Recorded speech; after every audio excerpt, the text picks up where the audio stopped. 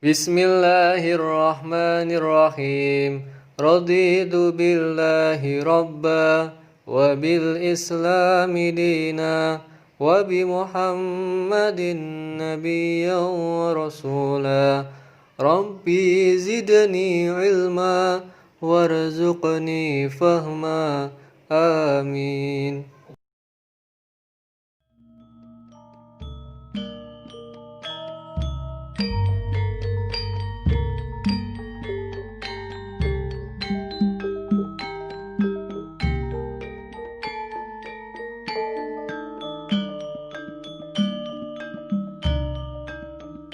Pak guru bakal ngajak bocah-bocah ayo nyinau pasangan kang mirunggan.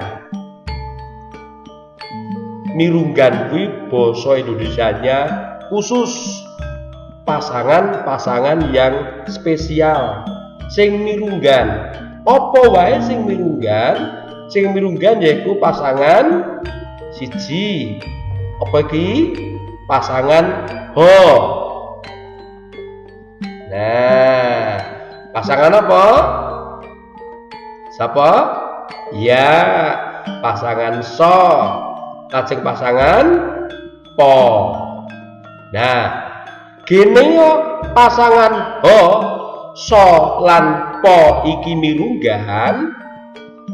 Pasangan ho, so lan po diarani mirunggan amarga po. Amarga pasangan ho solan po mapane jejer karo aksara sing dipasangi. Mapane jejer karo aksara sing dipasangi. Coba digatekke tulodo ngisor iki. Nah, umpamane iki ana papan ado. Papan ado. Tembung papan ana sigekna. Mula aksara ing ngarepe kudu wujud pasangan, yaiku pasangan ho. Mula anggone nulis dadi papan ado. Tembung sing ana ing ngarep ditulis utuh papana. Aksara o kudu wujud pasangan kanggo nyigekno iki.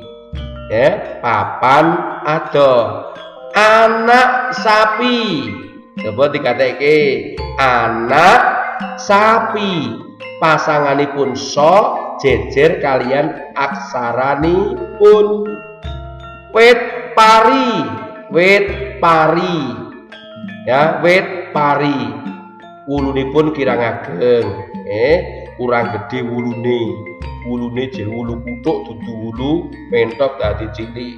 Wit pari nika wa oleh wulu dadi wi to kasigeg pasangan po pari dipun gatekaken. Coba digatekke aksara-aksara sing tak werna abang supaya bocah-bocah mengko gampang anggone nyinau. Iku aksara mirunggan. Nah, aksara mirunggan sak banjure utawa pasangan mirunggan sak banjure yaiku pasangan ro. Pasangan ro. Nah, lajeng pasangan go. Menapa malih? Pasangan yo. Lajeng pasangan menapa? Ngo, pinter ya. Pasangan ngo. Gene ya raga ya ngo kok mirunggan, kok spesial, kok khusus. Amarga apa? Amarga pasangan ro, go, ya lan ngo iki yen bocah-bocah ngatekake iki padha karo aksarane. Ya ora? Kita nah, padha karo aksarane. Aksara ra nggih kaya ngene iki, aksara ga ya kaya ngene iki, aksara ya kaya ngene iki, aksara nga ya kaya ngene iki. Nah, iki pasangan sing wujude padha karo aksarane. Pasangan raga yanga wujude padha karo aksarane, nanging nalika dadi pasangan mapane ana ing sakngisore aksara sigek sing kudu dipasangi. Nah, lah contone pun Pak, contone digatekke, coba digatekke saiki. Ya, iki ana tulisan iwak ragi, iwak ragi. Iwak menika sigeka, ana kene sigeka. Ya, mula aksara sing ning ngarepe kudu wujud pasangan.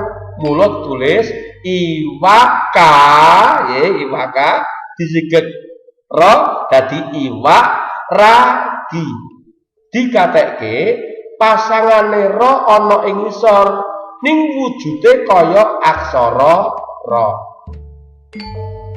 Lagi bapak galak. Coba dikatekke bapak galak, bapak galak. Ngajak ngaji, ngajak ngaji. Nah, menika kudu digatekke sing permati supaya bocah-bocah gampang anggone nyinau. Jadi coba hitungan aksara mirunggan atau pasangan mirunggan wis ana pira sing disinau? Wis entuk 7. Oh, sapa raga yana. Nggih.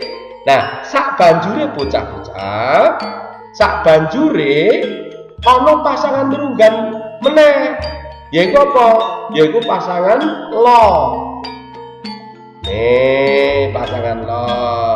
Pasangan ko. Lajeng pasangan to.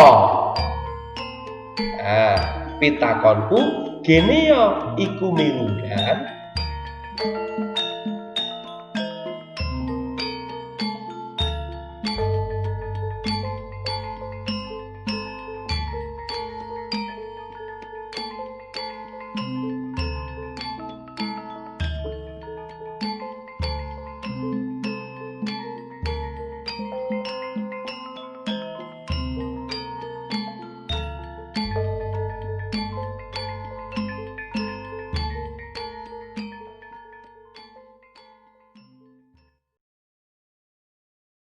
Bismillahirrahmanirrahim.